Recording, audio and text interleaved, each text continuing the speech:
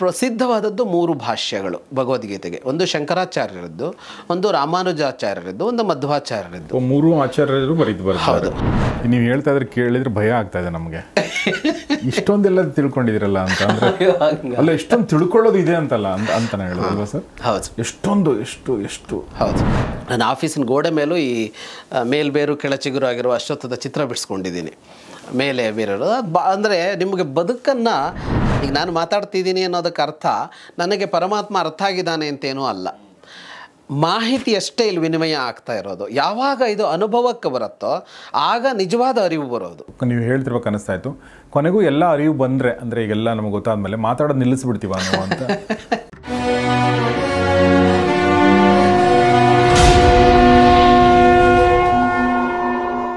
ಮಹಾಭಾರತದ ರಹಸ್ಯಗಳು. ಈ ಕಾರ್ಯಕ್ರಮದ ಪ್ರಾಯೋಜಕರು ಸಪ್ತಮ್ ತೈಲ, ಶುದ್ಧತೆಗೆ ಆದ್ಯತೆ.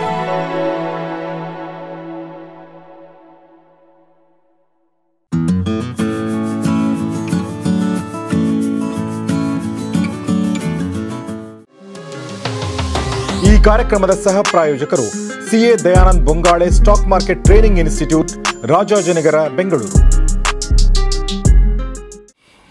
ಸ್ನೇಹಿತರೆ ನಮಸ್ಕಾರ. ಗೌರಿ ಶಕ್ಕಿ ಸ್ಟುಡಿಯೋದ ವಿಶೇಷ ಕಾರ್ಯಕ್ರಮ ಮಹಾಭಾರತ ರಹಸ್ಯಗಳು, ದ ಸೀಕ್ರೆಟ್ಸ್ ಆಫ್ ಮಹಾಭಾರತ. ನಿಮಗೆಲ್ಲ ಆತ್ಮೀಯ ಸ್ವಾಗತ. ನಾನು ಗೌರಿ ಶಕ್ಕಿ.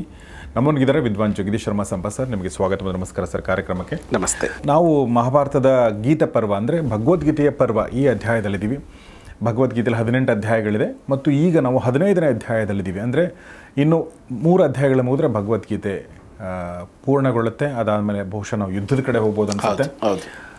ಬಹುಶಃ ಎಲ್ಲ ಯುದ್ಧದ ಕಡೆನೇ ಹೋಗ್ತಾ ಇದ್ದೀವಿ ಸರ್ ಹೇಳ್ದಂಗೆ. ಸೊ ಈ ಒಂದು ಗೀತ ಪರ್ವದಲ್ಲಿ ಈಗ ಪುರುಷೋತ್ತಮ ಯೋಗ ಈ ಪರ್ವದಲ್ಲಿದ್ದೀವಿ, ಈ ಅಧ್ಯಾಯದಲ್ಲಿದ್ದೀವಿ. ಕಳೆದ ಸಂಚಿಕೆಯಲ್ಲಿ ಸಾಕಷ್ಟು ವಿಚಾರಗಳನ್ನ ಹೇಳಿದ್ದಾರೆ. ಇಲ್ಲಿ ಕೃಷ್ಣನಿಗೆ ಅರ್ಜುನ ಪ್ರಶ್ನೆಗಳೇನು ಕೇಳ್ತಾ ಇಲ್ವಾ? ಈ ಹಂತ ಬರ್ತಾ ಇದ್ದಂಗೆ ಪ್ರಶ್ನೆಗಳು ತುಂಬ ಕಡಿಮೆ ಆಗಿದೆ ಅರ್ಜುನನದ್ದು. ಆದರೆ ಕೃಷ್ಣನಿಗೆ ಇನ್ನಷ್ಟು ಹೇಳಬೇಕು ಅಂತಿದೆ ಅಂತ ಅಂದ್ಕೊಂಡು ಹೇಳ್ತಾನೆ ಅಂತ ಅನಿಸುತ್ತೆ. ಈ ಅಧ್ಯಾಯ ಆರಂಭ ಆಗುವಾಗ ಇದಕ್ಕೆ ಭಾಷ್ಯ ಬರಿತ ಶಂಕರಾಚಾರ್ಯ ಅದನ್ನೇ ಹೇಳ್ತಾರೆ. ಸಾಧಾರಣವಾಗಿ ಒಂದು ಅಧ್ಯಾಯ ಆರಂಭ ಆಗುವಾಗ ಅವನದೊಂದು ಪ್ರಶ್ನೆ ಇರುತ್ತೆ. ಅವನ ಪ್ರಶ್ನೆ ಮೇಲೆ ಒಂದು ಹೊಸ ಕಾನ್ಸೆಪ್ಟ್ ಹೇಳಕ್ಕೆ ಹೊರಡ್ತಾನೆ ಕೃಷ್ಣ. ಆದರೆ ಇಲ್ಲಿ ಇವನೇ ಹೇಳಕ್ಕೆ ಶುರು ಮಾಡ್ತಾನೆ. ಅದನ್ನು ಅವರೇ ಹೇಳ್ತಾರೆ. ಈ ಪ್ರಶ್ನೆಯನ್ನು ಕೃಷ್ಣನೇ ಹುಟ್ಟಿಸಿಕೊಂಡು ಉತ್ತರ ಹೇಳೋದಕ್ಕೆ ಹೊರಟ ಅಂತ ಹೇಳ್ತಾರೆ. ಹಾಗಾಗಿ ಒಂದು ಅರ್ಜುನನಿಗೆ ಸಾಕಷ್ಟು ಉತ್ತರಗಳು ಸಿಕ್ಕಿವೆ ಅನ್ನೋದು ಒಂದು. ಎರಡದು, ಇಷ್ಟು ಘನವಾಗಿ ಹೇಳ್ತಾ ಹೋಗುವಾಗ ಕೆಲವೊಮ್ಮೆ ಏನು ಕೇಳಬೇಕು ಅಂತ ಗೊತ್ತಾಗದ ಒಂದು ಅಂಶವೂ ಇರುತ್ತೆ. ಯಾಕೆಂದರೆ ಅಷ್ಟು ಬಂದಿದೆ ವಿಷಯ. ಅದರ ಒಂದು ಆಲೋಡನೆ ಮತ್ತು ವಾಪಸ್ಸು ಅದನ್ನೇ ಚಿಂತನೆ ಮಾಡ್ತಾ ಇರುವಾಗ ಯೋಚನೆ ಮಾಡ್ತಾ ಇರೋದು ಅಂತ ಇರುತ್ತೆ. ಈಗ ನಾವು ಇಲ್ಲಿ ನೋಡುವಾಗ ಇದನ್ನು 4-6 ತಿಂಗಳಿಂದ ಸ್ವಲ್ಪ ಮಾತಾಡ್ಕೋತಾ ಬರ್ತೀವಿ, ನಮಗೆ ಗೊತ್ತಾಗ್ತಾ ಇಲ್ಲ. ಮೊದಲನೇದರಿಂದ ಒಂದೇ ಸಲ ಇದನ್ನು ಹೇಳ್ತಾ ಹೋಗ್ಬಿಟ್ರೆ ಇಷ್ಟು ವಿಷಯಗಳನ್ನು ಒಂದು ಸಲ ಯಾರೇ ಆದ್ರೂ ಮಾತಾಡದೆ ಯೋಚನೆಯಲ್ಲೇ ಬಿದ್ದು ಬಿಡ್ತಾರೆ. ಹಾಗೂ ಆಗಿರ್ಬೋದು ಅವನು. ಆದರೆ ಕೃಷ್ಣನಿಗೆ ಇನ್ನೂ ಎಲ್ಲ ಹೇಳಿ ಎಲ್ಲಿಗೋ ತಗೊಂಡು ನಿಲ್ಲಿಸಬೇಕಾಗಿದೆಯಲ್ಲ, ಹಾಗಾಗಿ ಅವನೇ ಹೇಳ್ಕೊಂಡು ಹೋಗ್ತಾನೆ. ನೀವು ಭಾಷ್ಯ ಅಂತ ಹೇಳಿದ್ರಿ ಸರ್, ಅಂದರೆ ಭಗವದ್ಗೀತೆ ಮೇಲೆ ಭಾಷ್ಯ ಬರೆದಿರೋದು? ಹೌದು, ಭಗವದ್ಗೀತೆಯ ಮೇಲೆ ಭಾಷ್ಯ ಅಂತ ಅನ್ನೋದು ನೀವು ಒಳ್ಳೆಯ ಪ್ರಶ್ನೆ ಕೇಳಿದ್ರಿ. ಭಾಷ್ಯ ಅನ್ನೋದು ಅಂದರೆ ವ್ಯಾಖ್ಯಾನ ಬರೆಯೋದು ಅಂತ ಅರ್ಥ. ಆದರೆ ಅದಕ್ಕೆ ಭಾಷ್ಯಕ್ಕೆ ಬೇರೆ ಒಂದು ಸ್ಟೇಟಸ್ ಇದೆ, ಬರೀ ವ್ಯಾಖ್ಯಾನ ಅಲ್ಲ. ಅಂದರೆ ಈಗ ಅರ್ಥ ಹೇಳೋದಕ್ಕೆ ಮಾತ್ರ ಭಾಷ್ಯ ಅಂತ ಹೇಳೋದಿಲ್ಲ. ಈ ಭಾಷ್ಯ ಅನ್ನೋದು ಅದಕ್ಕಿಂತ ಮೀರಿದ ಕೆಲಸವನ್ನು ಮಾಡುತ್ತೆ. ಅಂದರೆ ಅವರು ಈ ವಿಷಯದ ಆಳಕ್ಕೆ ಇಳಿದು ಇನ್ನೊಂದು ತರಹದಲ್ಲಿ ವ್ಯಾಖ್ಯಾನಿಸ್ತಾರೆ. ಅದನ್ನ ಮಾಮೂಲಿ ವ್ಯಾಖ್ಯಾನ ಅಲ್ಲ, ಅದಕ್ಕಿಂತ ಭಿನ್ನವಾದದ್ದು ಅಂತ. ಸ್ವಪದಾನಿಚ ವ್ಯಾಖ್ಯಂತೆ ಭಾಷ್ಯಂ ಭಾಷ್ಯವಿದೋ ವಿದುಹು ಅಂತ. ಅಂದರೆ ಅವರಲ್ಲೊಂದು ಶಬ್ದ ಹೇಳ್ತಾರೆ ಅವರೇನೆ, ಅದಕ್ಕೂ ವ್ಯಾಖ್ಯಾನ ಕೊಡ್ತಾರೆ ಅವರು. ಆ ತರಹದಲ್ಲಿ ಹೋಗ್ತಾರೆ. ಹಾಗಾಗಿ ಎಲ್ಲವನ್ನ ಭಾಷ್ಯ ಅಂತ ಕರೆಯೋದಿಲ್ಲ. ಅಂದರೆ ಅದಕ್ಕೆ ಭಗವದ್ಗೀತೆಗೆ ಬರೆದಿದ್ದಕ್ಕೆಲ್ಲ ಭಾಷ್ಯ ಅಂತ ಕರೆಯೋದಿಲ್ಲ, ಕೆಲವನ್ನ ಮಾತ್ರ ಕರೆಯೋದು ಭಾಷ್ಯ ಅಂತ. ಉಳಿದಿದ್ದನ್ನು ವ್ಯಾಖ್ಯಾನ ಅಂತ ಕರೀತಾರೆ. ಇದಕ್ಕೆ ಪ್ರಸಿದ್ಧವಾದದ್ದು 3 ಭಾಷ್ಯಗಳು ಭಗವದ್ಗೀತೆಗೆ. ಒಂದು ಶಂಕರಾಚಾರ್ಯರದ್ದು, ಒಂದು ರಾಮಾನುಜಾಚಾರ್ಯರದ್ದು, ಒಂದು ಮಧ್ವಾಚಾರ್ಯರದ್ದು. 3 ಆಚಾರ್ಯರು ಬರೆದಿದ್ದಾರೆ. ಹೌದು. ಮೊದಲಿಗೆ ಶಂಕರಾಚಾರ್ಯರು ಇದಕ್ಕೆ ಭಾಷ್ಯ ಬರೆದರು. ಮೊದಲಿಗೆ ಅಂದರೆ ಅವರ ಕಾಲಘಟ್ಟ ಮೊದಲು 7ನೇ ಶತಮಾನದ ಕೊನೆ ಮತ್ತು 8ನೇ ಶತಮಾನದ ಆರಂಭದಲ್ಲಿದ್ದರು.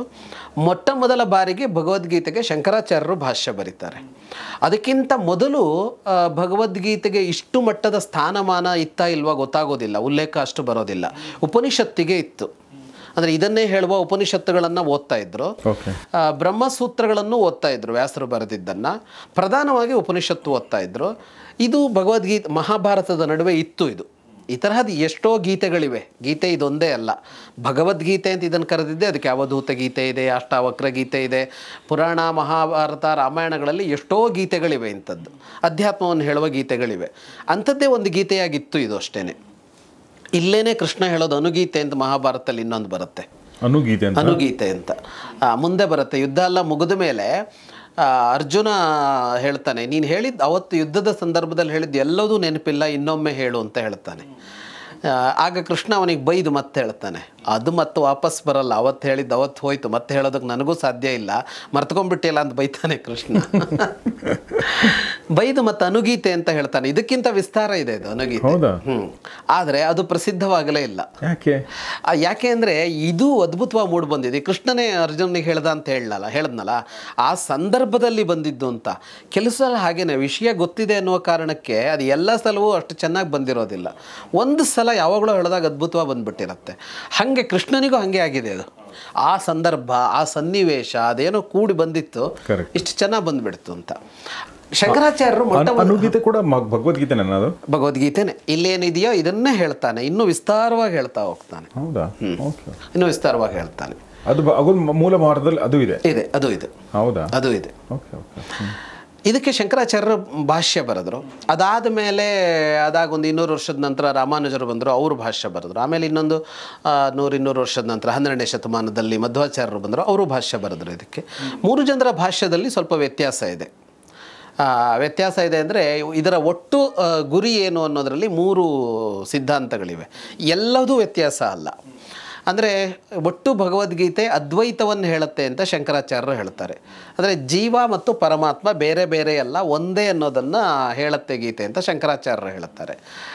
ವಿಶಿಷ್ಟಾದ್ವೈತವನ್ನು ಹೇಳುತ್ತೆ ಅಂತ ರಾಮಾನುಜಾಚಾರ್ಯರು ಹೇಳ್ತಾರೆ. ಅಂದರೆ ಅದ್ವೈತ ಹೌದು, ಎರಡೂ ಸೇರುತ್ತೆ, ಆದರೆ ಒಂದು ವಿಶಿಷ್ಟವಾಗಿ, ಅಂದರೆ ಇದೊಂದು ಸ್ವಲ್ಪ ಬೇರೆ ಉಳ್ಕೊಳ್ಳುತ್ತೆ ಅನ್ನೋ ಅರ್ಥ. ನಾನು ಬಹಳ ರಫ್ ಆಗಿ ವ್ಯಾಖ್ಯಾನಿಸ್ತಾ ಇದ್ದೀನಿ.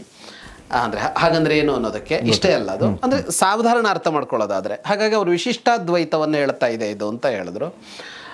ಮಧ್ವಾಚಾರ್ಯರು ದ್ವೈತವನ್ನು ಹೇಳ್ತಾ ಇದೆ ಅಂತ ಅಂದರು. ಅಂದರೆ ಜೀವ ಬೇರೆ, ಪರಮಾತ್ಮ ಬೇರೆ, ಆತ್ಮ ಬೇರೆ, ಪರಮಾತ್ಮ ಬೇರೆ, ಅದೆರಡು ಒಂದೇ ಅಲ್ಲ ಅಂತ. ಮೋಕ್ಷ ಅಂತ ಅಂದರೆ ಪರಮಾತ್ಮನ ಜೊತೆಗಿರೋದು ಅಂತಲೇ ಹೊರತು ಪರಮಾತ್ಮನೊಳಗೆ ಸೇರಿ ಪರಮಾತ್ಮನೇ ಆಗಿ ಹೋಗೋದಲ್ಲ ಅಂತ. ಸಾಪೇಕ್ಷ, ಸಾರೂಪ್ಯ, ಸಾಯುಜ್ಯ ಅಂತೆಲ್ಲ ಅದರಲ್ಲಿ ಬೇರೆ ಬರುತ್ತೆ. ಅವನ ಜೊತೆಗೆ ಸೇರು ಹೋಗೋ ಥರ ಮೋಕ್ಷ ಅಂತ ಕೆಲವರು ಹೇಳ್ತಾರೆ. ಅವನ ರೂಪವನ್ನು ಅವನಂತರಿಗೆ ಇವರು ಇದ್ದು ಬಿಡೋದು, ಅವನ ರೂಪವೇ ಇವನಿಗೆ ಬರೋದು ಅಂತ, ಅದೊಂಥರ ಮೋಕ್ಷ ಅಂತ ಹೇಳ್ತಾರೆ. ಅವನ ಜೊತೆಗಿರೋದು ಮೋಕ್ಷ ಅಂತ ಹೇಳ್ತಾರೆ ಅಂತ. ಹೀಗೆ ನಮ್ಮ ಸಿದ್ಧಾಂತಗಳಲ್ಲಿ ಹಲವು ಬಂದಿದೆ. ಈ ದ್ವೈತಾದ್ವೈತ, ವಿಶಿಷ್ಟಾದ್ವೈತ ಮಾತ್ರ ಅಲ್ಲ, ಬೇರೆದು ಬೇಕಷ್ಟು ಬಂದಿದೆ. ಈಗ ಬೌದ್ಧರು ಒಂದು ತರಹದಲ್ಲಿ ಮೋಕ್ಷ ಏನು ಅಂತ ಹೇಳ್ತಾರೆ, ಜೈನರು ಒಂದು ತರಹದಲ್ಲಿ ಹೇಳ್ತಾರೆ, ಸಾಂಖ್ಯರು ಒಂದು ತರಹದಲ್ಲಿ ಹೇಳ್ತಾರೆ. ಹೀಗೆ ಅವರವರು ಮೋಕ್ಷ ಅಂದರೆ ಏನು ಅನ್ನೋದಕ್ಕೆ ಬೇರೆ ವ್ಯಾಖ್ಯಾನ ಕೊಡ್ತಾರೆ. ಆದರೆ ಇಷ್ಟರಲ್ಲೂ ಭಾರತೀಯವಾದ ಇವೆಲ್ಲ ಸಿದ್ಧಾಂತಗಳಿವೆಯಲ್ಲ, ಇವುಗಳಲ್ಲಿ ಒಂದು ಏನು ಅಂತ ಅಂದರೆ ಈ ಬದುಕು ಶಾಶ್ವತ ಅಲ್ಲ, ಅದು ಶಾಶ್ವತ ಬದುಕು ಅನ್ನೋ ವಿಷಯದಲ್ಲಿ ಎಲ್ಲರದ್ದು ಒಂದೇ ನಿಲುವು. ಚಾರ್ವಾಕರು ಮಾತ್ರ ಇದು ಶಾಶ್ವತ ಅಂತ ಹೇಳ್ತಾರೆ. ನಮ್ಮ ಸಿದ್ಧಾಂತಗಳಲ್ಲಿ, ದರ್ಶನಗಳಲ್ಲಿ ಚಾರ್ವಾಕ ಸಿದ್ಧಾಂತ ಮಾತ್ರ ಅಲ್ಲೇನೂ ಇಲ್ಲ. ನೀನು ಈಗ ಎಷ್ಟು ವರ್ಷ ಬದುಕಿದೆಯಾ, ಎಷ್ಟು ನಿಮ್ಮ ಪುನರ್ಜನ್ಮನೂ ಇಲ್ಲ, ಪೂರ್ವಜನ್ಮನೂ ಇಲ್ಲ, ಇಲ್ಲಿ ಬದುಕಿದ್ದು ಮಾತ್ರ ನಿನ್ನ ಬದುಕು ಅಂತ ಚಾರ್ವಾಕರು ಹೇಳ್ತಾರೆ. ಅವರನ್ನು ಹೊರತುಪಡಿಸಿ ಬೌದ್ಧರು, ಸಾಂಖ್ಯರು, ನೈಯಾಯಿಕರು, ವೈಶೇಷಿಕರು, ಇವರು ಮೀಮಾಂಸಕರು, ಈ ವೇದಾಂತದಲ್ಲೂ ದ್ವೈತ ಇದೆ, ಅದ್ವೈತ ಇದೆ, ವಿಶಿಷ್ಟಾದ್ವೈತ ಇದೆ, ಶಕ್ತಿ ವಿಶಿಷ್ಟಾದ್ವೈತ ಇದೆ. ಈಗ ವೀರಶೈವ ಇದೆಯಲ್ಲ, ಅದರ ಸೈದ್ಧಾಂತಿಕತೆ ಯಾವುದು ಅಂದರೆ ಶಕ್ತಿ ವಿಶಿಷ್ಟಾದ್ವೈತ. ಇವೆಲ್ಲವೂ ಕೂಡ ಈ ಬದುಕಿನ ನಶ್ವರತೆಯನ್ನು ಮತ್ತು ಎಲ್ಲರೂ ಮೋಕ್ಷ ಪಡಿಬೇಕಾದ್ದನ್ನು ಹೇಳ್ತವೆ. ಹೆಸರು ಬೇರೆ ಕೊಡ್ತಾರೆ, ನಿರ್ವಾಣ ಅಂತ ಹೇಳ್ತಾರೆ. ಹೀಗೆ ಒಬ್ಬೊಬ್ಬರು ಒಂದೊಂದು ಹೆಸರಲ್ಲಿ ಹೇಳ್ತಾರೆ. ಅದರ ಸ್ವರೂಪ ಏನದು ಅಂತ ಕೇಳಿದರೆ ಒಬ್ಬೊಬ್ಬರು ಒಂದೊಂದು ತರಹ ಹೇಳ್ತಾರೆ. ಹಾಗೆ ಇದಕ್ಕೆ ಮೊದಲ ಭಾಷ್ಯ ಶಂಕರಾಚಾರ್ಯದ್ದು. ನೀವು ಹೇಳ್ತಾ ಇದ್ರೆ ಕೇಳಿದ್ರೆ ಭಯ ಆಗ್ತಾ ಇದೆ ನಮಗೆ. ಇಷ್ಟೊಂದೆಲ್ಲ ತಿಳ್ಕೊಂಡಿದಿರಲ್ಲ ಅಂತ ಅಂದ್ರೆ, ಅಲ್ಲ ಎಷ್ಟೊಂದು ತಿಳ್ಕೊಳ್ಳೋದು ಇದೆ ಅಂತಲ್ಲ ಅಂತಾನೆ ಹೇಳೋದಲ್ವಾ ಸರ್? ಹೌದು, ಎಷ್ಟು ಹೌದು. ಅಲ್ಲ, ಇಷ್ಟೊಂದು ತಿಳ್ಕೊಂಡಿದ್ದೀನಿ ಅಂದರೂ ನನ್ನ ಕೇಳಿದ್ರೆ ನಾನು ತಿಳ್ಕೊಂಡಿಲ್ಲ ಅಂತ ಹೇಳ್ತೇನೆ. ಯಾಕೆಂದರೆ ಇವರು ಒಂದೊಂದರಲ್ಲೂ ತುಂಬ ಆಳಕ್ಕಿಳಿದ ಎಷ್ಟೋ ವಿದ್ವಾಂಸರಿದ್ದಾರೆ. ಇದೊಂದು ಮೇಲ್ಮೇಲಕ್ಕಿನ ಒಂದು ತಿಳುವಳಿಕೆ ಅಂತ ಹೇಳ್ಬೇಕು. ಅಷ್ಟು ಆಳವಾಗಿದೆ ಮತ್ತು ಅಷ್ಟು ಕೆಲಸ ಆಗಿದೆ ಹಿಂದೆ. ಅಷ್ಟು ಕೃತಿಗಳು, ಅಷ್ಟು ಮಾತುಕತೆಗಳು, ಅಷ್ಟು ಬೆಳೆಸಿದ್ದಾರೆ. ಅಂದರೆ ಸುದೀರ್ಘ ಕಾಲ, ಸಾವಿರ ವರ್ಷಗಳ ಕಾಲ ನಮ್ಮವರು ಇದರ ಮೇಲೆ ಕೆಲಸ ಮಾಡಿದ್ದಾರೆ. ನಮ್ಮಲ್ಲಿ ಎಷ್ಟೋ ಸಲ ಈ ತಂತ್ರಜ್ಞಾನ ಯಾಕೆ ಬೆಳೆದಿಲ್ಲ ಅಂತ ಒಂದು ಪ್ರಶ್ನೆ ಬರುತ್ತೆ ನಮ್ಮಲ್ಲಿ. ವಿಜ್ಞಾನ ಬೆಳೆದಿಲ್ಲ ಅಂತಲೇ ಭಾಷೆಯಲ್ಲಿ ಬಳಸ್ತಾರೆ. ಹಳಬರಿಗೆ ಯಾಕೆ ವಿಜ್ಞಾನ ಬೆಳೆದಿಲ್ಲ, ಇವತ್ತು ಬೆಳೀತು ಅಂತ ಹೇಳ್ತೀವಲ್ಲ. ನಾನು ಗಮನಿಸಿದಂತೆ ನನ್ನ ಅಧ್ಯಯನದ ವ್ಯಾಪ್ತಿಯಲ್ಲಿ ಹೇಳೋದಾದರೆ, ಅವರು ತಂತ್ರಜ್ಞಾನವನ್ನು ಬೆಳೆಸೋದಕ್ಕಿಂತ ಹೆಚ್ಚು ಈ ದಾರ್ಶನಿಕ ಪ್ರಕ್ರಿಯೆಯಲ್ಲೇ ಹೆಚ್ಚು ತೊಡಗಿದ್ರು. ಅವರ ಯೋಚನೆಗಳು, ಅವರ ಇದಿಷ್ಟು ಅದಕ್ಕೆ ಹೆಚ್ಚು ಇದಾಗ್ತಾ ಹೋಯಿತು. ಹಾಗಾಗಿ ಇಲ್ಲಿ ಏನೋ ಒಂದನ್ನು ಅನುಕೂಲ ಮಾಡ್ಕೊಳ್ಳೋದನ್ನು, ಈಗ ತಂತ್ರಜ್ಞಾನ ಇಲ್ಲಿ ಇವತ್ತಿನ ವಿಜ್ಞಾನ ಮತ್ತು ತಂತ್ರಜ್ಞಾನದಿಂದ ನಾವೇನು ಮಾಡ್ಕೋತಾ ಇದ್ದೀವಿ ಅಂತಂದರೆ, ಸೃಷ್ಟಿ ಅರ್ಥ ಮಾಡ್ಕೊಳ್ತಾ ಇದ್ದೀವಿ ವಿಜ್ಞಾನದ ಮೂಲಕ. ಅದರ ಫಲಿತಾಂಶವಾಗಿ ಏನು ಮಾಡ್ಕೋತೀವಿ ಅಂತಂದರೆ, ಬದುಕನ್ನು ಇನ್ನಷ್ಟು ಸುಲಭ ಮಾಡ್ಕೋತೀವಿ. ಅಂದರೆ ಬದುಕಿಗೆ ಬೇಕಾದ ಉಪಕರಣಗಳನ್ನು ಸೃಷ್ಟಿ ಮಾಡ್ಕೊಳ್ತೀವಿ ಅನ್ನೋ ಥರ ಹೋಗ್ತಾ ಇದ್ದೀವಲ್ಲ, ಯಂತ್ರಗಳನ್ನೋ ಇನ್ನೊಂದನ್ನೋ. ಅವ್ರು ಹಿಂಗೆ ಹೋಗಲೇ ಇಲ್ಲ. ಅವರು ಬದುಕಿನ ಇನ್ನೊಂದು ಏನೋ ಇದೆ ಅಂತ ಹುಡ್ಕೊಂಡು ಹೊರಟಿದ್ರಿಂದ, ಇದು ಶಾಶ್ವತ ಅಲ್ಲ ಅಂತ ಆಗಿರೋದ್ರಿಂದ ಇದಕ್ಕೆ ಬೇಕಾಗುವ ವ್ಯವಸ್ಥೆಯು ಬಹಳ ಮುಖ್ಯ ಅಂತ ಅವ್ರಿಗೆ ಅನ್ನಿಸ್ತೇ ಹೋಯಿತು ಅಂತ ಅನಿಸುತ್ತೆ. ಇಲ್ಲದೇ ಇದ್ದರೆ ನಾನು ಹಿಂದಿನವರೆಲ್ಲ ಶ್ರೇಷ್ಠರು ಅಂತ ಪ್ರತಿಪಾದಿಸಕ್ಕೆ ಹೋಗ್ತಾ ಇದ್ದೀನಿ ಅಂತಲ್ಲ. ನನ್ನ ಪ್ರಕಾರ ಹಿಂದಿನವರು ಅಂತ ಒಂದು ವಿಭಾಗಕ್ಕೇನೋ ಅರ್ಥ ಇಲ್ಲ. ಅವರು ಮನುಷ್ಯರೇ, ನಾವು ಮನುಷ್ಯರೇ. ನಮ್ಮೊಳಗಿದ್ದ ಬುದ್ಧಿ ಅವರಲ್ಲೂ ಕೆಲಸ ಮಾಡಿದ್ದು. ಅಲ್ಲಿ ಆ ಹಳೆಯ ಕಾಲದ ಮನುಷ್ಯರ ಬುದ್ಧಿ ಬೆಳೀತಾನೆ ಇಲ್ಲಿವರೆಗೆ ಬಂದಿದೆ. ಸುಮ್ಮನೆ ಒಂದು ಸಾದಾ ಉದಾಹರಣೆ ಅಂತ ಅಂದರೆ, ಕೆಳಗಡೆ ಇರುವ ಆಳದಲ್ಲಿರುವ ನೀರನ್ನು ಮೇಲ್ ತರೋದು ಹೇಗೆ ಅನ್ನೋದಕ್ಕೆ ಇವತ್ತು ನಾವು ಬೋರ್ವೆಲ್ ಕಂಡುಕೊಂಡಿದ್ದೀವಿ. ಪಂಪ್ ಸೆಟ್ಟೋ ಇನ್ನೊಂದೋ ಮಾಡಿಕೊಂಡು ವಿದ್ಯುತ್ ಬಳಸಿ ಇನ್ನೊಂದು ಬಳಸಿ ನೀರನ್ನು ಮೇಲ್ ತರ್ತಾ ಇದ್ದೀವಿ ಅಂತ. ಆದರೆ ಕೆಳಗಿರುವ ನೀರನ್ನು ಮೇಲೆತ್ತೋದಕ್ಕೆ ಮೂಲಭೂತವಾದ ವಿಜ್ಞಾನ ತಂತ್ರಜ್ಞಾನ ಅವ್ರು ಅವತ್ತು ಕಂಡುಕೊಂಡಿರಲಿಲ್ವಾ? ಅವ್ರು ಬಾವಿಯಿಂದ ನೀರು ಎತ್ಕೊಂಡಿಲ್ವಾ? ಅವ್ರೇನು ಮೇಲ್ಗಡೆ ಹರಿತಾ ಇದ್ದಿದ್ದ ನೀರು ಮಾತ್ರ ಕುಡಿಲಿಲ್ವಲ್ಲ. ಬಾವಿ ತೋಡಿದ್ರು ಅವರು. ಬಾವಿ ತೋಡಿ ಆಳದಲ್ಲಿದ್ದ ನೀರನ್ನು ಅದಕ್ಕೇನೋ ಗಡಗಡೆ ಥರದ್ದೋ ಇನ್ನೇನೋ ಒಂದು ಮಾಡಿಕೊಂಡು ಅದಕ್ಕೆ ಹಗ್ಗ ಹಾಕಿ ಹೀಗೆ ಕೆಳಗೆ ಇಳಿದ್ರೆ ಆ ನೀರನ್ನು ತುಂಬಿಸಿ ಹೀಗೆ ಮೇಲೆತ್ತಬೋದು ಅನ್ನೋ ಅಷ್ಟು ಒಂದು ಯೋಚನೆ ಬರಬೇಕಲ್ಲ ತಲೆಗೆ. ಅದೇ ವಿಜ್ಞಾನ ಅಲ್ವಾ ಅಂತ. ಹಾಗಾಗಿ ಇವತ್ತು ನಾವು ಯಾವುದನ್ನೆಲ್ಲ ಕಂಡು ಹಿಡ್ಕೊಂಡಿದ್ದೇವೋ ಇದರ ಆರಂಭದ ಬಿಂದುಗಳು ಅಲ್ಲಿಯೇ ಇವೆ.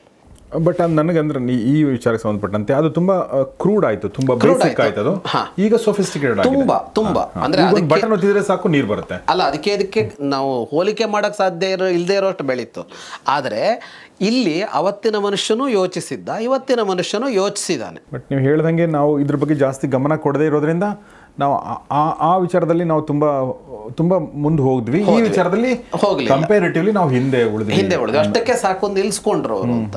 ಇವತ್ತು ಹಾಗೆ ಅನ್ನಿಸ್ಲಿಲ್ಲ. ಈ ಕಡೆ ನಮ್ಮ ಹರಿದಿದ್ದರಿಂದ ಇವತ್ತು ನಾವು ಅನ್ಕೊಳ್ತೇವೋ ಪ್ರಾಯಶಃ ನಮ್ಮ ಮಕ್ಕಳ ಕಾಲದಲ್ಲಿ ನಮ್ದು ಯಾವುದು ಏನೂ ಅಲ್ಲ ಅಂತ ಅವ್ರು ನಗುಬೋದೇನೋ, ಅಥವಾ ಇನ್ನೊಂದು 4 ತಲೆಮಾರು ಕಳೆದಾಗ ನಮ್ಮ ತಲೆಮಾರಿನಲ್ಲಿ ಕಂಡು ಹಿಡಿದಿರೋದೆಲ್ಲ ಏನೂ ಅಲ್ಲ ಅಂತ ಅನ್ಸ್ಬಿಡ್ಬೋದು. ಅಲ್ಲ, ಈಗ ನನ್ನ ಮಗನಿಗೆ ಮೊಬೈಲ್ ಇಲ್ಲ ಅಂದ್ರೆ he will not believe. ಹೌದು, ಅವನು ಸುಳ್ಳು ಹೇಳ್ತೀಯ ಅಂತಾನೆ. ಮೊಬೈಲ್ ಇರಲಿಲ್ಲ ನಾವು ಚಿಕ್ಕವರಿದ್ದಾಗ, ನಮ್ಗೆ ಗೊತ್ತೇ ಇರಲಿಲ್ಲ ಅಂತಂದ್ರೆ ಸುಳ್ಳು ಹೇಳ್ತೀಯ ಅಂತಾನೆ. ಅಂದ್ರೆ ಅವನಿಗೆ ನಂಬಕ್ಕೆ ಆಗಲ್ಲ. ಅಂದ್ರೆ ನಾವು ಅತ್ಯಂತ ಹಿಂದುಳಿದ ಜನಾಂಗ ಅಂತ ಅನ್ಕೊಂಡಿದ್ದಾನೆ ಅವನು. ಪಾಪ ಅಂತಾನೆ ಅವನು. ಅಂದ್ರೆ ನನ್ನ ಮಗ ಎಲ್ಲ ಮಕ್ಕಳು ಹಂಗೆ ಅನ್ಕೋಬಹುದು, ಇವರೆಷ್ಟು ಪಾಪ ಅಲ್ವ, ಇವ್ರಿಗೆ ಏನು ಇರಲಿಲ್ಲ ಲೈಫ್, ಗೊತ್ತಿರಲಿಲ್ಲ. ಬಟ್ ನಾವು ಚಿಕ್ಕವರಿದ್ದಾಗ ನಾವೇ ಮಾಡರ್ನ್ ಅನ್ಕೊಂಡಿದ್ವಿ. ಹೌದು.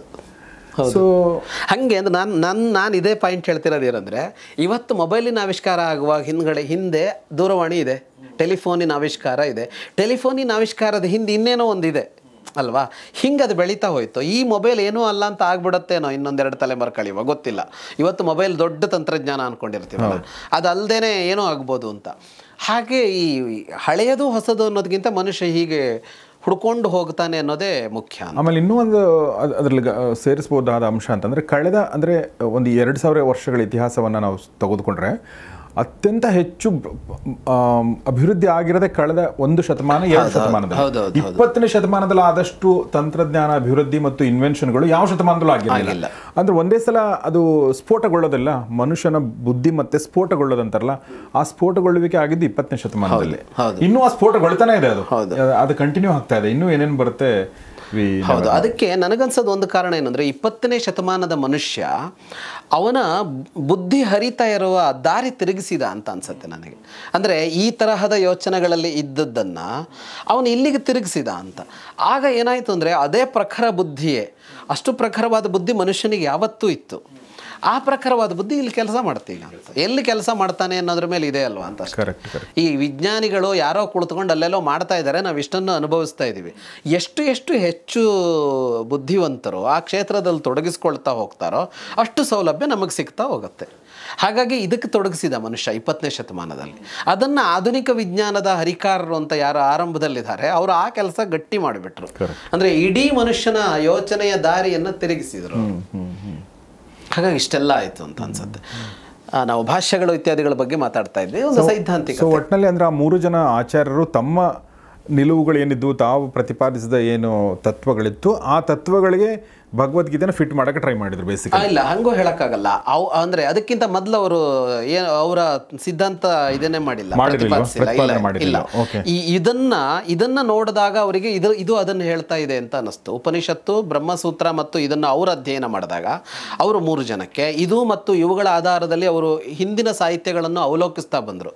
ಈಗ ಇವುಗಳನ್ನು ಭಾಷ್ಯದಲ್ಲಿ ಮಾತನಾಡುವಾಗ ಈ 3 ಆಚಾರ್ಯರು ಇದಕ್ಕೆ ಹಿಂದಿನ ಉದಾಹರಣೆಗಳನ್ನು ಕೊಡ್ತಾರೆ. ಯಾವುದೋ ಪುರಾಣದಲ್ಲಿದೆ, ಯಾವುದೋ ಇನ್ನೊಂದು ಕಡೆ ಇದೆ, ವೇದದಲ್ಲಿ ಇಂಥದ್ದೊಂದು ಮಾತಿದೆ, ಉಪನಿಷತ್ತಲ್ಲಿ ಇಂಥದ್ದೊಂದು ಮಾತಿದೆ, ಅಥವಾ ಆ ಥರದ್ದನ್ನು ಉದಾಹರಣೆ ಕೊಟ್ಕೊಳ್ತಾ ಬರ್ತಾರೆ. ಹಾಗಾಗಿ ಅವರಿಗೆ ಇದರ ಒಟ್ಟು ಸಿದ್ಧಾಂತ ಇದು ಅಂತಲೇ ಅನ್ನಿಸ್ತು ಅವರಿಗೆ ಅಂತ ಅದನ್ನೇ ಹೇಳಿದ್ರು ಅವರು. ಆವಾಗ ಆ ಸಿದ್ಧಾಂತವನ್ನು ಅನುಸರಿಸೋರು ಈ ಭಾಷೆ ಹೇಳಿದ್ರೆ ಕಷ್ಟ ಆಗುತ್ತೆ, ಯಾಕೆಂದರೆ ತುಂಬ ಇದಾಗಿ ಸ್ವೀಕಾರ ಮಾಡಿರ್ತಾರೆ. ಅದು ಹಾಗೆಲ್ಲ ಯೋಚನೆಗೆ ಹರಿದಿದ್ದಲ್ಲ, ಅದೇ ಸತ್ಯ ಅಂತ ಈ ಮೂರಲ್ಲ, ಇಂಥದ್ದು ಎಷ್ಟೆಷ್ಟಿದೆಯೋ ಎಲ್ಲದನ್ನು ಅನುಸರಿಸೋರು ಹೇಳ್ತಾರೆ, ಅದು ಸರಿ. ಆದರೆ ಹೊರಗೆ ನಿಂತು ಅಂತ ನೋಡಿದಾಗ ತಾವು ಏನೋ ಅಂದುಕೊಂಡು ಅದಿಲ್ಲಿದೆ ಅಂತ ಹುಡುಕ್ಲೇ ಇಲ್ಲ ಅವರು. ಅವರಿಗೆ ಗೀತೆಯನ್ನು ಓದ್ತಾ ಬಂದಾಗ ಇದೇ ಅಲ್ವಾ ಹೇಳ್ತಾ ಇರೋದು ಅಂತ ಅನ್ನಿಸ್ತು.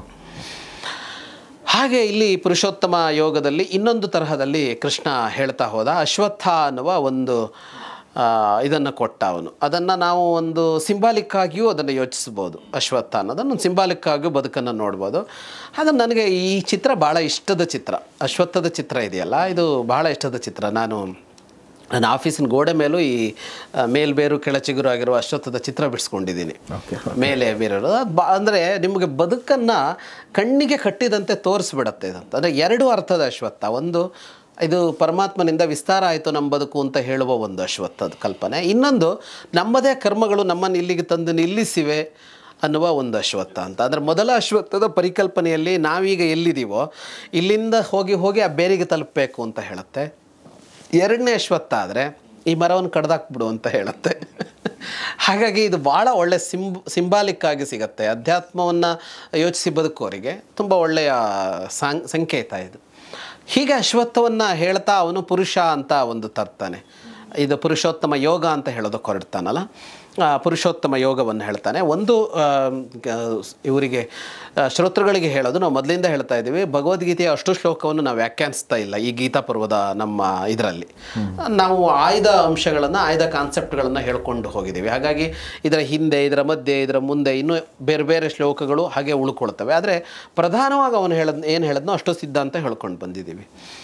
ದ್ವಾವಿಮೌ ಪುರುಷೌ ಲೋಕೆ ಕ್ಷರಶ್ಚಾಕ್ಷರ ಏವಚ ಕ್ಷರ ಸರ್ವಾಣಿ ಭೂತಾನಿ ಕೂಟಸ್ಥೋಕ್ಷರ ಉಚ್ಯತೆ. ಇಲ್ಲಿಗ 3 ವರ್ಗವನ್ನು ಹೇಳುತ್ತಾನೆ ಕೃಷ್ಣ. ಕ್ಷರ, ಅಕ್ಷರ, ಪುರುಷೋತ್ತಮ ಅಂತ, ಉತ್ತಮ ಪುರುಷ ಅಂತ.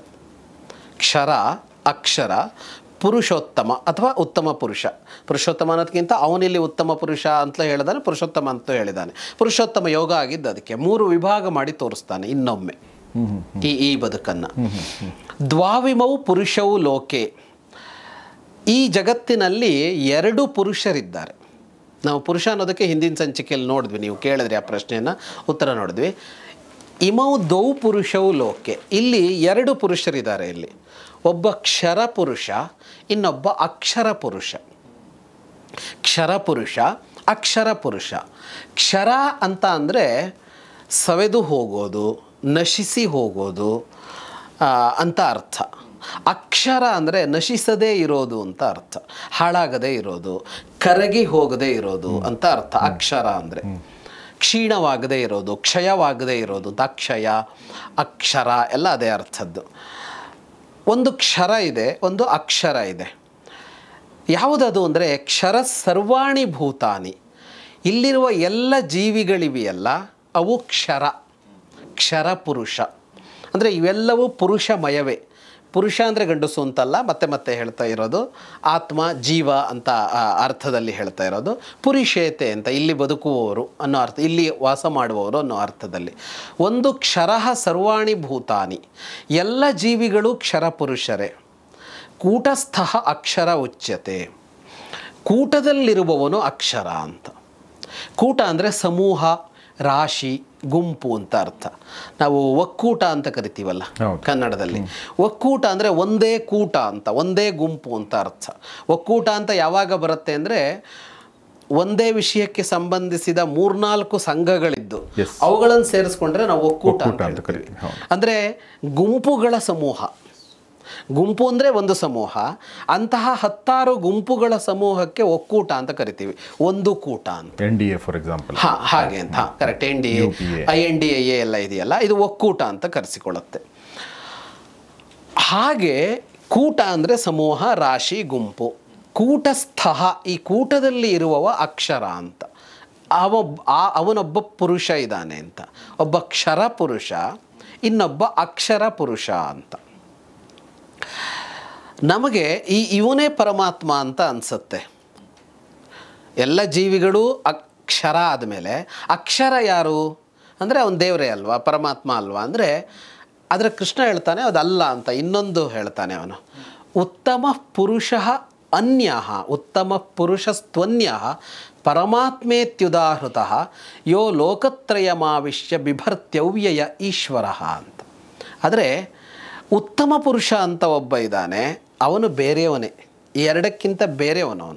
ಅವನು ಕ್ಷರ ಪುರುಷನೂ ಅಲ್ಲ, ಅಕ್ಷರ ಪುರುಷನೂ ಅಲ್ಲ, ಹಾಗೊಬ್ಬ ಇದ್ದಾನೆ, ಪರಮಾತ್ಮೇತ್ಯುದಾಹೃತ, ಅವನನ್ನು ಪರಮಾತ್ಮ ಅಂತ ಕರೀತಾರೆ. ನಾವು ಪರಮಾತ್ಮ ಅಂತ ಕರಿತಾ ಇದ್ದೀವಲ್ಲ, ಪರಮಾತ್ಮ ಅಂತ ವ್ಯವಹರಿಸ್ತೀವಲ್ಲ, ಮಾತಲ್ಲಿ ಬಳಸ್ತೀವಲ್ಲ, ಅವನು ಯಾರು ಅಂದರೆ ಅವನು ಈ ಕ್ಷರ ಪುರುಷನೂ ಅಲ್ಲದ, ಅಕ್ಷರ ಪುರುಷನೂ ಅಲ್ಲದ ಉತ್ತಮ ಪುರುಷ. ಓಕೆ. ಅವನು ಲೋಕತ್ರಯಂ ಆವಿಶ್ಯ ಬಿಭರ್ತಿ ಅಂತ. ಅವನು ಈ 3 ಲೋಕಗಳನ್ನು ಆವರಿಸಿದ್ದಾನೆ. ಅಂದರೆ ಇಡೀ ಬ್ರಹ್ಮಾಂಡವನ್ನು ಆವರಿಸಿದ್ದಾನೆ, ಆವರಿಸಿಕೊಂಡು ಇದನ್ನು ಧರಿಸಿದ್ದಾನೆ. ಬಿಭರ್ತಿ, ಭರಣ ಮಾಡ್ತಾ ಇದ್ದಾನೆ ಅಂತ, ಇದನ್ನು ಧರಿಸಿದ್ದಾನೆ ಅಂತ. ಅವನು ಅವ್ಯಯ, ಅವನಿಗೆ ವ್ಯಯ ಇಲ್ಲ, ಅವನು ಹಾಗೆಯೇ ಇರ್ತಾನೆ.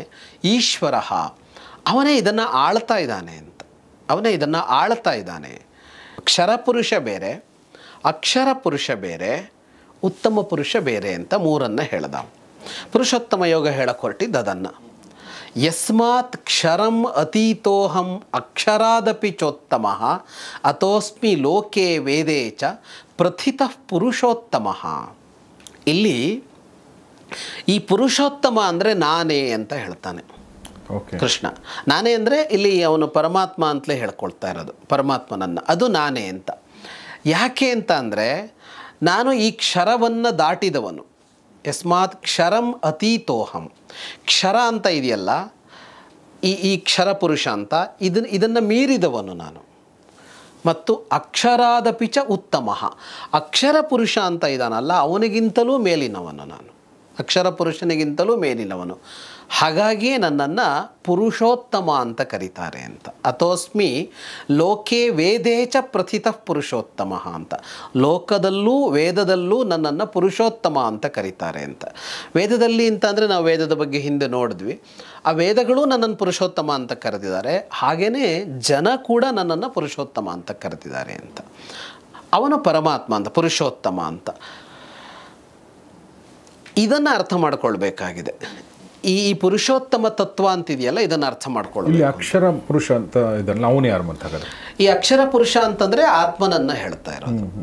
ಈ ಆತ್ಮ ಇದಾನಲ್ಲ, ಆತ್ಮನನ್ನು ಹೇಳ್ತಾ ಇರೋದು. ಈ ಆತ್ಮ ಅಂತ ಅಂದಾಗ ನಾವು 2ನೇ ಅಧ್ಯಾಯದಲ್ಲೂ ನೋಡಿದ್ವಿ, ಆತ್ಮಕ್ಕೆ ಸಾವಿಲ್ಲ ಅಂತ ಹೇಳ್ತಾರೆ. ನೈನಂ ಚಿಂದಂತಿ ಶಸ್ತ್ರಾಣಿ ನೈನಂ ದಹತಿ ಪಾವಕ. ಈ ಆತ್ಮಕ್ಕೆ ಸಾವಿಲ್ಲ, ಹಾಗಾಗಿ ಅದು ನಾಶವಾಗತ್ತಾ ಅಂದರೆ ನಾಶವಾಗಲ್ಲ ಅಂತ. ಈಗ ಅರ್ಜುನ ಆರಂಭದಲ್ಲಿ ಇವ್ರನ್ನೆಲ್ಲ ನಾನು ಕೊಲ್ಲಬೇಕಲ್ಲ ಅಂತ ಬಂದಾಗ ಕೃಷ್ಣ ಹೇಳಿದ್ದೇನೆಂದರೆ, ನೀನು ಹೆಂಗೆ ಕೊಲ್ತಿ? ನೀನು ದೇಹವನ್ನು ಕೊಲ್ಲಬಹುದೇ ಹೊರತು ಆತ್ಮನನ್ನು ಕೊಲ್ಲಲಾರೆ ನೀನು, ಯಾಕೆಂದರೆ ಆತ್ಮಕ್ಕೆ ಸಾವಿಲ್ಲ. ಹಾಗಾಗಿ ಅಕ್ಷರ ಯಾರು ಅಂದರೆ ಆತ್ಮ. ಅಂದರೆ ಇಷ್ಟೇ ಇಲ್ಲಿ ಹೇಳ್ತಾ ಇರೋದು, ಪರಮಾತ್ಮ, ಆತ್ಮ ಮತ್ತು ಈ ಜಗತ್ತು ಅಂತ ಒಂದಿದೆ. ಅಂದರೆ ಈ ಉದಾಹರಣೆಗೆ ದೇಹ ಇದೆ, ಪಂಚಭೂತಗಳಿವೆ, ಪ್ರಕೃತಿ ಮಂಡಲ ಅಂತ ನಾವು ಮಾತಾಡ್ಕೊಂಡ್ವಲ್ಲ, ಈ ದೇಹ ಎಲ್ಲ ಇದೆ ಅಂತಂದರೆ ಇವೆಲ್ಲ ಕ್ಷರ ಪುರುಷ ಆಯಿತು. ಇದರಲ್ಲಿರುವ ಜೀವ ಅಥವಾ ಆತ್ಮ ಇದೆಯಲ್ಲ, ಅದು ಅಕ್ಷರ ಪುರುಷ ಆಯಿತು. ಇದಕ್ಕಿಂತ ಮೇಲೆ ಅವನು ಪುರುಷೋತ್ತಮ ಇದ್ದಾನೆ ಅಂತ. ಈ 3 ಹೇಳ್ತಾರೆ, ಜೀವ, ಜಗತ್ತು, ಪರಮಾತ್ಮ ಅಂತ 3. ಈ ನಮ್ಮಲ್ಲಿ ದರ್ಶನಗಳು ಅಂತ ಬಂತಲ್ಲ, ಸಿದ್ಧಾಂತಗಳೆಲ್ಲ 3 ವಿಮರ್ಶಿಸ್ತಾ ಹೋಗ್ತವೆ. 3 ವಿಮರ್ಶಿಸ್ತವೆ. ಒಂದು ಪರಮಾತ್ಮ ಯಾರು ಏನು ಅಂತ ಹೇಳ್ತವೆ, ಇನ್ನೊಂದು ಜೀವ ಯಾರು ಅಂತ ಹೇಳ್ತವೆ ಆತ್ಮ, ಇನ್ನೊಂದು ಜಗತ್ತಂದರೆ ಏನು ಅಂತ ಹೇಳ್ತವೆ. ಈ 3 ವಿವರಿಸೋದು ದರ್ಶನಗಳು. ಇಡೀ ಯಾವುದೇ ದರ್ಶನ ಬಂದ್ರೂ ಅವು ಈ 3 ಕುರಿತು ಮಾತನಾಡ್ತವೆ, ಜಗತ್ತು, ಜೀವ ಮತ್ತು ಪರಮಾತ್ಮನ ಬಗ್ಗೆ. ಹಾಗಾಗಿ ಈ ಮೂರನ್ನು ವ್ಯತ್ಯಾಸ ತೋರಿಸ್ಕೊಟ್ಟ. ಇದನ್ನು ಹೇಳಿದ್ದ ಗೀತೆಯಲ್ಲಿ ಹಿಂದೆನೇ ಅವನು ಸಾಕಷ್ಟು ಸಲ ಹೇಳಿದ್ದ. ಆದರೆ ಈ ಕ್ಲಾರಿಟಿ ಕೊಡೋದು ಅನ್ನೋದಿದೆಯಲ್ಲ, ಅದರಲ್ಲಿ ಒಂದು ನಿಸ್ಸೀಮ ಅಂತ. ಯಾಕೆಂದರೆ ಈ ಅಂಶ ಬಂದಿದೆ ಈಗ. ಇದನ್ನು ಕೇಳಿದ ನಮಗೆ ಹೌದು ಅಂತ ಅನ್ಸುತ್ತೆ. ಯಾಕೆಂದರೆ ಎಲ್ಲೆಲ್ಲೋ ಗೀತೆಯಲ್ಲೇ ಕೇಳ್ಕೊಂಬಂದ್ವಿ. ಪರಮಾತ್ಮ ಅಂತ ಒಬ್ಬ ಇದ್ದಾನೆ ಅಂತ ಗೊತ್ತಾಗಿದೆ, ಆತ್ಮ ಅಂತ ಒಬ್ಬ ಇದ್ದಾನೆ ಅಂತ ಗೊತ್ತಾಗಿದೆ. ಅದಲ್ಲದ ಒಂದು ಇದೆಯಲ್ಲ ಇಲ್ಲಿ, ಅದೆರಡೂ ಅಲ್ಲದ ಒಂದು ಇದೆಯಲ್ಲ ಇಲ್ಲಿ ಅಂತ ಬಂದಿದೆ. ಈಗ ಅದನ್ನು ತುಂಬ ಪಕ್ಕ ಮಾಡಿ ಹೇಳ್ದ ಅವನು. ಅಂದರೆ ಅವನಿಗೆ ಅರ್ಜುನಿಗೆ ಇದನ್ನು ಹೇಳ್ತಾ ಹೋಗುವಾಗ ಅವನು ಆಡಿದ ಮೊದಲನೇ ಶಬ್ದದಿಂದ ಎಲ್ಲವೂ ಕೃಷ್ಣನಿಗೆ ನೆನಪಿಟ್ಕೊಂಡೇ ಮಾತಾಡ್ತಾ ಇರೋದು, ಸುಮ್ಮನೆ ಮಾತಾಡ್ತಾ ಇಲ್ಲ. ನಾನು ಆವಾಗ ಅದನ್ನ ಹೇಳಿದ್ದೆ, ಇವಾಗ ಇದನ್ನು ಹೇಳಿದ್ದೆ, ಇದನ್ನು ಒಂದು ಸ್ಪಷ್ಟಪಡಿಸೋ ಸಮಯ ಬಂದಿದೆ ಈಗ ಅಂತ. ಈಗ ಚೆನ್ನಾಗಿ ಒಂದನ್ನು ನಿರೂಪಿಸುವಾಗ ಈ ಕ್ರಮ ಅನುಸರಿಸಬೇಕಾಗತ್ತೆ. ಅದೊಂದು ಪುಸ್ತಕದಿರಲಿ, ಒಂದು ಪಾಠ ಇರಲಿ, ಒಂದು ಪ್ರವಚನದಲ್ಲಿರಲಿ, ಮೊದಲು ಹೇಳುವಾಗ ಯಾವುದೋ ಒಂದು ಅಂಶವನ್ನು ಹೇಳಿರ್ತೀವಿ, ಅಲ್ಲಿ ಪೂರ್ಣ ಹೇಳೋದಕ್ಕಾಗೋಲ್ಲ, ಅದನ್ನು ಅಷ್ಟೇ ಹೇಳಬೇಕಾಗತ್ತೆ. ಅವಾಗ ಮುಂದೆ ಹೋದಾಗ ಅದನ್ನು ಮತ್ತೆ ಕ್ಲಾರಿಫೈ ಮಾಡ್ತೀವಿ. ಪಾಠ ಮಾಡುವವನಿಗೆ, ಹೇಳುವವನಿಗೆ ಆ ಪರಿಕಲ್ಪನೆ ಇರುತ್ತೆ. ಆವಾಗ ಇಷ್ಟು ಹೇಳಿದ್ದೆ, ಅಷ್ಟು ಕಾನ್ಸೆಪ್ಟ್ ಕೂತಿತ್ತು ತಲೆಯಲ್ಲಿ ಅವನಿಗೆ, ಈಗ ಅದನ್ನು ಇನ್ನಷ್ಟು ಕ್ಲಾರಿಫೈ ಮಾಡ್ತೀನಿ ಅಂತ ಹೋಗ್ತಾನಲ್ಲ, ಆ ಕ್ರಮ ಭಾಳ ಚೆನ್ನಾಗಿದೆ ಇಲ್ಲಿ ಕೃಷ್ಣನಲ್ಲಿ. ಯೋಮಾಮೇವ ಮಸಮ್ಮೂಢೋ ಜಾನಾತಿ ಪುರುಷೋತ್ತಮಂ ಸ ಸರ್ವವಿದ್ ಭಜತಿ ಮಾಂ ಸರ್ವಭಾವೇನ ಭಾರತ. ಯಹ ಮಾಂ ಏವಂ ಅಸಮ್ಮೂಢ ಜಾನಾತಿ ಪುರುಷೋತ್ತಮಂ. ನನ್ನ ಪುರುಷೋತ್ತಮತ್ವವನ್ನು ಯಾರು ಹೀಗೆ ಅರ್ಥ ಮಾಡ್ಕೊಳ್ತಾನೋ, ಮೋಹವಿಲ್ಲದೆ ಅಂದರೆ ಭ್ರಾಂತಿ ಇಲ್ಲದೆ ಅರ್ಥ ಮಾಡ್ಕೊಳ್ತಾನೋ, ಭ್ರಮೆ ಇಲ್ಲದೆ ಅರ್ಥ ಮಾಡ್ಕೊಳ್ತಾನೋ, ಅವನು ಸರ್ವವಿತು, ಅವನೇ ಸರ್ವಜ್ಞ. ಅವನು ನನ್ನನ್ನು ಬಂದು ಸೇರುತ್ತಾನೆ ಅಂತ. ಅಂದರೆ ಮತ್ತೊಮ್ಮೆ ಜ್ಞಾನಯೋಗವನ್ನು ಇಲ್ಲಿ ಹೇಳಿದಾಗ ಆಯಿತು. ಅಂದರೆ ಏನು ಮಾಡಬೇಕು ಮೋಕ್ಷಕ್ಕೆ, ಭಗವಂತನ ಸೇರೋದಕ್ಕೆ ಏನು ಮಾಡಬೇಕು, ತಪಸ್ ಮಾಡಬೇಕಾ, ಇನ್ನೊಂದು ಮಾಡಬೇಕಾ ಅಂತಲ್ಲ. ಅಂದರೆ ತಿಳಿದುಕೊಂಬಿಡು ಅಂತ ಅಷ್ಟೇ ಅಂತ. ಅರಿವು ಪಡ್ಕೊಂಡ್ರೆ ನೀನು ಅಷ್ಟೇ ಸಾಕು ಅಂತ, ನೀನೇ ಅದಾಗ್ಬಿಡುತ್ತಿ ಅಂತ ಇನ್ನೊಂದು ಸಲ ಹೇಳ್ದ ಅದನ್ನ. ಹಾಗಾಗಿ ಅರಿವನ್ನು ಪಡ್ಕೊಳ್ಬೇಕು ಅನ್ನೋದೇ ಮುಖ್ಯ ಅಂತ. ಅದಕ್ಕೆ ಏನು ಅಂದರೆ ಅಸಮ್ಮೂಢ ಅಂತ ಒಂದು ಶಬ್ದ ಬಳಸ್ತಾನೆ.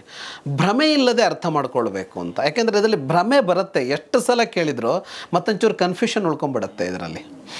ಯಾಕೆ ಅಂದರೆ ಇದು ನಮ್ಮ ಅನುಭವಕ್ಕೆ ಬಂದಿಲ್ಲ, ಇದು ಬರೀ ಮಾಹಿತಿಯಾಗೆ ನಮ್ಮಲ್ಲಿ ಇರ್ತಾ ಇದೆ. ಈಗ ನಮಗೆ ಅರಿವು ಬಂದಿಲ್ಲ ಇದೀಗ. ಈಗ ನಾನು ಮಾತಾಡ್ತಿದ್ದೀನಿ ಅನ್ನೋದಕ್ಕೆ ಅರ್ಥ ನನಗೆ ಪರಮಾತ್ಮ ಅರ್ಥ ಆಗಿದ್ದಾನೆ ಅಂತೇನೂ ಅಲ್ಲ. ಮಾಹಿತಿ ಅಷ್ಟೇ ಇಲ್ಲಿ ವಿನಿಮಯ ಆಗ್ತಾ ಇರೋದು. ಯಾವಾಗ ಇದು ಅನುಭವಕ್ಕೆ ಬರುತ್ತೋ ಆಗ ನಿಜವಾದ ಅರಿವು ಬರೋದು. ಇದ್ರ ಬಗ್ಗೆ ನಾವು ಹಿಂದೂ ಮಾತಾಡಿದ್ವಿ, ಅನುಭವವೇ ಅರಿವೇ ಹೊರತು ಮಾಹಿತಿಯೇ ಅರಿವಲ್ಲ ಅಂತ.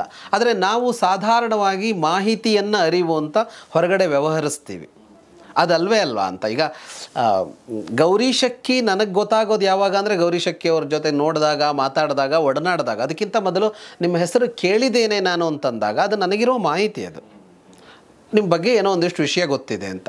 ಹಾಗೆ ಇವೆಲ್ಲವೂ ನಮ್ಮ ಅನುಭವಕ್ಕೆ ಬರಬೇಕು ಅಂದರೆ ನಮ್ಮ ಪಂಚೇಂದ್ರಿಯಗಳು, ಮನಸ್ಸು, ಅವುಗಳನ್ನು ಮೀರಿದ್ರ ಜೊತೆಗೆ ಒಂದು ಸಂವಹನ ಸಾಧ್ಯ ಆಗಬೇಕಲ್ವ. ಹಾಗಾಗಿ ಅದು ಬರೋವರೆಗೂ ಏನಾಗುತ್ತೆ, ಇದರಲ್ಲಿ ಒಂದು ಸ್ವಲ್ಪ ಭ್ರಮೆ ಉಳ್ಕೊಳ್ಬಹುದು, ಭ್ರಾಂತಿ ಉಳ್ಕೊಳ್ಬೋದು.